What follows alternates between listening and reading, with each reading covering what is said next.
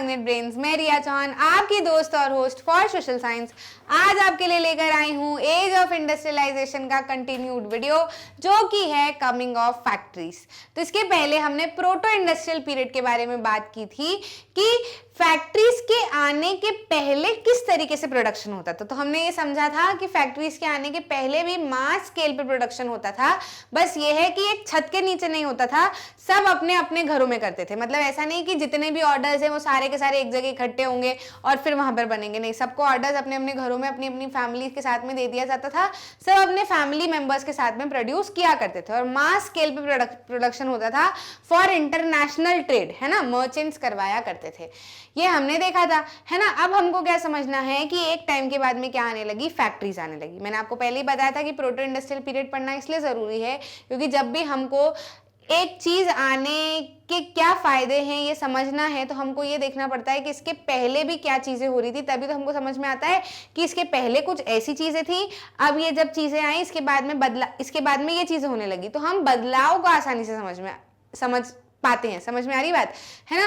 तो coming of factories अब आ जाती है। अब क्या होता है, फैक्ट्रीज बिल्डअप होने लगती है धीरे धीरे करके। फैक्ट्री शुरुआत में सबसे पहले कहाँ पे आई, ब्रिटेन में आई। हम स्टार्टिंग में ही पढ़ चुके हैं, Britain was the very first industrial nation, है ना। तो हम ये जो पूरी कहानी अभी पढ़ रहे हैं शुरुआत में ब्रिटेन को लेकर ही पढ़ रहे हैं, या मोस्टली यूरोप के आसपास ही हमारी पूरी कहानी घूमेगी, फिर बाद में हम इंडिया की बात करेंगे। तो जो मैं कहानी यहाँ सुना रही हूँ इसको इंडिया के लिए मत समझना, ये ब्रिटेन की बात हो रही है, ठीक है। By the 1730s earliest factory came in England, है ना। अर्ली सबसे शुरुआती फैक्ट्रीज किस समय पे आई थी, 1730s में फैक्ट्रीज आने लगी थी। फैक्ट्री शुरुआत में आई थी इस समय पे, लेकिन by late 18th century number of factories जो है वो मल्टीप्लाई होने लगी। लेट 18th सेंचुरी मतलब क्या, around 1770s 1780s 1790s around इसके क्या होने लगा, मल्टीप्लीकेशन होने लगा, यानी कि बहुत सारी फैक्ट्रीज बनने लगी। अराउंड 1730 शुरुआती फैक्ट्री आई थी, फिर अराउंड लेट 18th सेंचुरी बहुत सारी फैक्ट्रीज धीरे धीरे करके बनने लगी। First symbol of new era was cotton. इस चीज को ध्यान रखना है कि नए एरा का पहला सिंबल क्या था, कॉटन। यानी कि इन फैक्ट्रीज में बेसिकली क्या बनता था, कॉटन के प्रोडक्ट्स बनते थे। समझ में आ रही है, मतलब कॉटन की भरपूर डिमांड थी। अब जब ब्रिटेन में, इंग्लैंड में फैक्ट्री सेटअप होने लगी और न्यू एरा कॉटन का एरा था, है ना, ये समय कॉटन का एरा था, कॉटन के प्रोडक्ट्स बनाने थे, तो जाहिर सी बात है उसके लिए कॉटन की जरूरत पड़ती। अब इंग्लैंड में कॉटन तो था लेकिन वो ठीक ठाक क्वालिटी का था, जैसे बहुत अच्छी क्वालिटी का नहीं था। तो इंग्लैंड वाले क्या करने लगे, ब्रिटेन वाले क्या करने लगे, बाहर से जहां पे अच्छी क्वालिटी का कॉटन मिलता है वहां से कॉटन ज्यादा से ज्यादा, रॉ कॉटन ज्यादा से ज्यादा इंपोर्ट करने लगे। Its production started in the late 19th century. देखो फैक्ट्रीज शुरुआती कब आई, 1730s में, फिर फैक्ट्री मल्टीप्लाई कब होने लगी, 18th सेंचुरी में, और फैक्ट्री के अंदर काम कब शुरू होने लगा, अराउंड 19th सेंचुरी, है ना। मतलब 19th सेंचुरी 18th सेंचुरी में कंफ्यूज तो नहीं हो गए ना, कैसे ईयर्स, ये क्या है 1730, ये भी 18th सेंचुरी ही है ना, ये भी 18th सेंचुरी है। लेट 18th सेंचुरी क्या होती है, इसके बाद वाले ईयर्स, मतलब जब 18th सेंचुरी खत्म होने वाली रहेगी। 19th सेंचुरी में कैसे ईयर्स आएंगे, 1801 1802 1803 1899, है ना, ये क्या हो जाएंगे 19th सेंचुरी के यस। तो स्टार्टिंग ऑफ 19th सेंचुरी में प्रोडक्शन क्या होने लगा, बढ़िया होने लगा, और रॉ मटेरियल का इंपोर्ट भी बढ़ाना शुरू कर दिया। रीजन मैंने आपको बताया कि रॉ मटेरियल का इंपोर्ट क्यों करवाने लगे ब्रिटेन में, है ना, क्योंकि इंपोर्ट इसलिए करवाने लगे कि वहां पर भी कॉटन था पर ठीक ठाक क्वालिटी का, ऐसे बहुत अच्छी क्वालिटी का नहीं था। उनको अपनी फैक्ट्री इसका प्रोडक्शन अच्छे से करना है और जो गुड्स बनेंगे उनको हाई क्वालिटी के रखने हैं, तो रॉ मटेरियल अच्छा रखना पड़ेगा। तो जहां पे रॉ मटेरियल अच्छा था वहां से रॉ मटेरियल मंगवाने लगे। Britain was importing raw cotton to feed its cotton industry. Cotton industry का पेट भरने के लिए, यानी कि कॉटन इंडस्ट्री के अंदर जो कॉटन के प्रोड्यूस बनने हैं, कॉटन के प्रोडक्ट बनने हैं, उनको इजी करने के लिए उन्होंने इंपोर्ट जो है वो बढ़ा दिया। अराउंड 1760s जो है वो कितने इंपोर्ट होते थे, 2.5 मिलियन पाउंड का इंपोर्ट होता था, क्योंकि अराउंड 1760s भी क्या था, फैक्ट्रीज तो आ गई थी, है ना, और साथ ही साथ में जो प्रोटो इंडस्ट्रियल पीरियड की जो छोटी छोटी फैक्ट्रीज, छोटे छोटे घरों में भी काम होता था ना, तब भी तो रॉ मटेरियल की जरूरत पड़ती थी। रॉ मटेरियल की तरह जरूरत तब भी पड़ती थी। तो अगर यहाँ पे कोई डाउट है कि ये अभी तो फैक्ट्री आई है और प्रोडक्शन तो इस समय पे शुरू हुआ है, तो यहाँ पर क्यों इतना रॉ कॉटन मंगवाने की जरूरत थी इन लोगों को, तो जरूरत इसलिए थी कि भले फैक्ट्रीज में बड़ी लेवल पे काम शुरू नहीं हुआ था, लेकिन कॉटन का काम तो चल ही रहा था ना, तो इम्पोर्ट तो ये लोग करवाते थे, ठीक है। लेकिन फैक्ट्रीज के आने के बाद में इन्होंने इस इम्पोर्ट को और बढ़ा दिया। अराउंड 1787 22 मिलियन पाउंड का इंपोर्ट होने लगा in Britain of raw cotton. भाई साहब भयंकर वाला इंपोर्ट जो है वो होने लगा।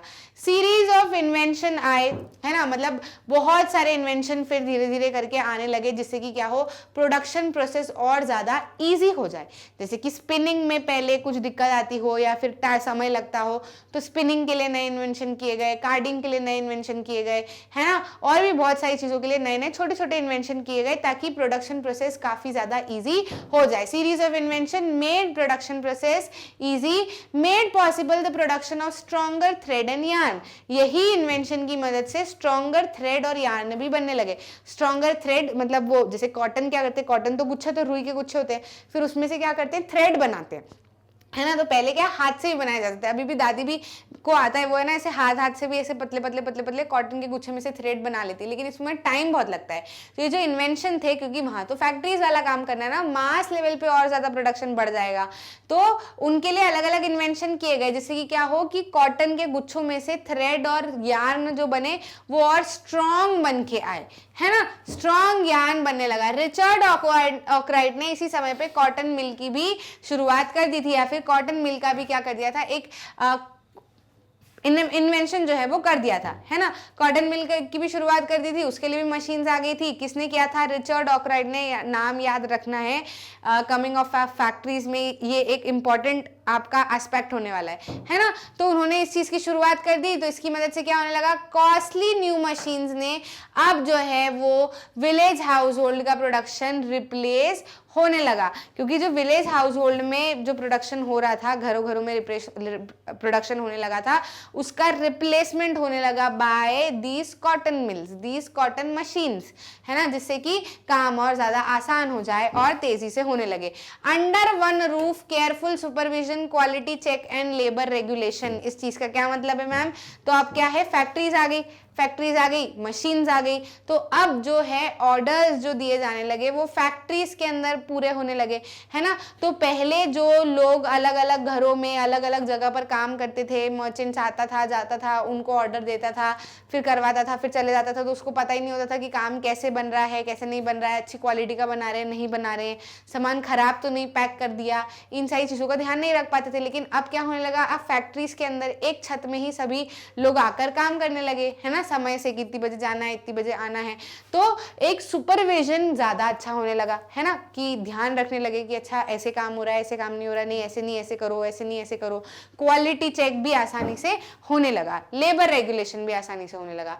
In early 19th century factories became an eminent part of the landscape.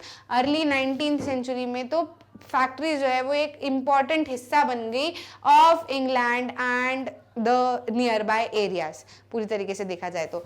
लेकिन अब क्या ऐसा था, हमारे दिमाग में सवाल आना चाहिए कि क्या मैम पूरी तरीके से वो जो पुराना वाला प्रोडक्शन था, यानी जो विलेज हाउस होल्ड में होता था, वो पूरी तरीके से चेंज हो गया क्या, अब वहां पे बंद ही हो गया क्या, क्लोज्ड लिख दिया क्या, ऐसे बंद कर दिया, उन लोगों का काम बंद कर दिया, सारे के सारे फैक्ट्रीज में आने लगे क्या, तो नहीं, ऐसा नहीं है, ऐसा नहीं है, ये बात ध्यान रखना, ऐसा अभी तक नहीं हुआ। अभी फैक्ट्रीज आई हैं, हाँ ये ज़रूर है कि सब लोगों को एक्साइटमेंट हो गई, इंडस्ट्रियलिस्ट को एक्साइटमेंट होगी, जिन लोगों के पास में पैसा था उन लोगों को एक्साइटमेंट होगी कि हाँ मास प्रोडक्शन होगा, एक जगह पे सारा का सारा काम होगा, ऐसा कर लेंगे वैसा कर लेंगे करके एक एंथुजियाज्म जो है वो बना हुआ था, है ना, मतलब एक ध्यान जो है वो फैक्ट्रीज की तरफ चले गया था। लेकिन वहां पर भी अभी भी प्रोडक्शन हो रहा था, और आगे हम पढ़ेंगे कि ये टाइम भले थोड़ा सा निकल भी जाएगा, फैक्ट्रीज काफी अच्छे से सेटअप भी हो जाएंगी, तब भी जो प्रोडक्शन विलेज हाउस होल्ड में हो रहा है वही प्रोडक्शन ज्यादा होगा as compare to production done in factories. ये चीज हम देखेंगे, है ना। तो यहाँ पर एक लाइन लिखी है, these factories, yeah, these production in factories were so visible, were the imposing new mills, so magical seemed to be the power of new technology that contemporaries were dazzled.